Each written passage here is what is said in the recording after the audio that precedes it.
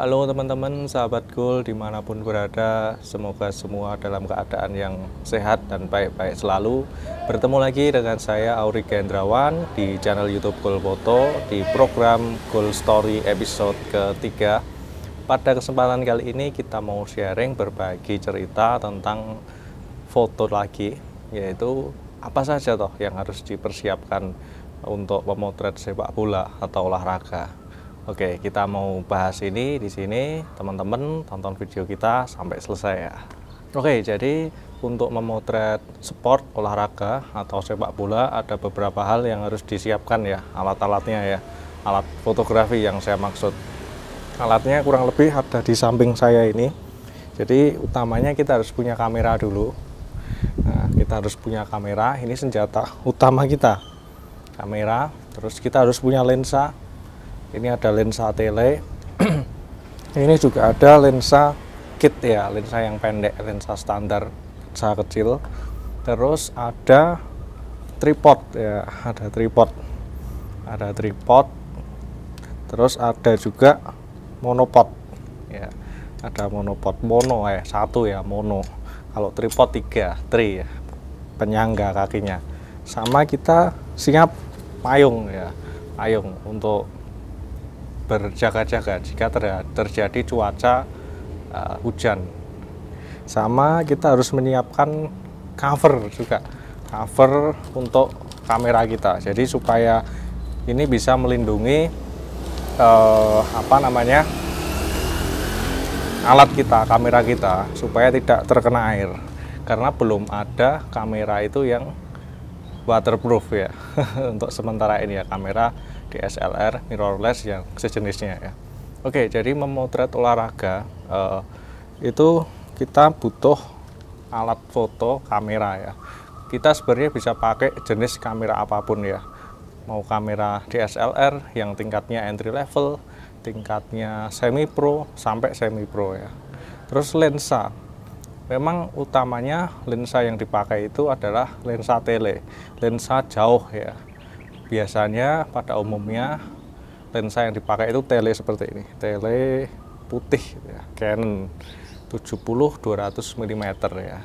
Ini jangkauannya cukup untuk memotret olahraga atau sepak bola ya.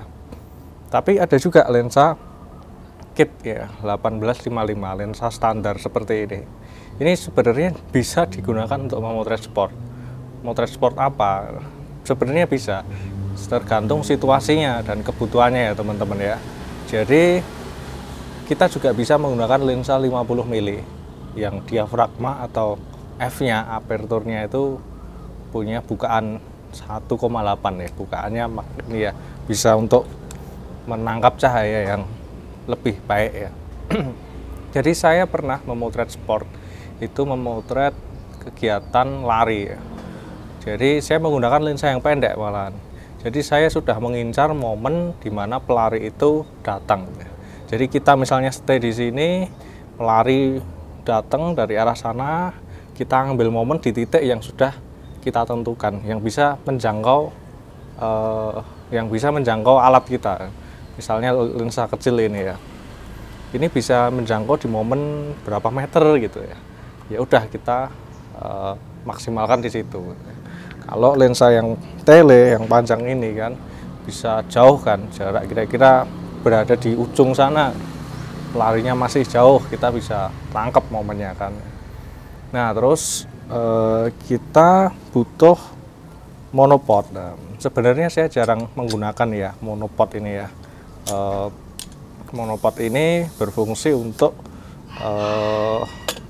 membantu kita dalam menstabilkan kamera. Biasanya kan kameranya ditaruh di sini kan ya.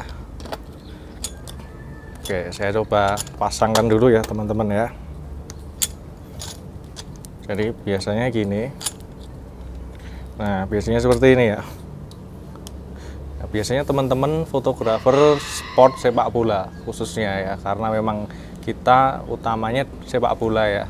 Itu biasanya teman-teman pakai tripod ini karena kamera sama lensanya ini beratnya lumayan juga ya.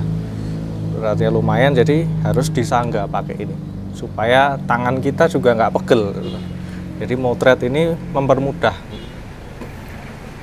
Nah, kalau saya jarang sih pakai ini, saya biasanya saya pegang terus. Tangannya udah kuat, masih muda juga, tenaganya masih banyak ya. Mungkin sewaktu-waktu kita juga butuh pakai monopod ya. Jadi kurang lebih kayak gini. Nah, ini apa ini teman-teman? Nah, ini namanya holder ya sebenarnya. Holder untuk payung ya kan. Jadi ketika hujan, memotret di dalam keadaan hujan, itu kita harus melindungi alat kita, melindungi diri dan alat kita. Nah, melindunginya pakai ini tadi, payung ya. Payungnya bisa diletakkan di sini, dikaitkan di sini. Nah, kalau saya dulu jarang menggunakan alat ini ya, monopod nih ya. Saya selalu pegang kamera saya. Saya selalu pegang. Saya lepas lagi. Biasanya saya tutupi pakai cover ya. Covernya kayak gini nih ya. Covernya kayak gini. Nah, ini menutup bodi dan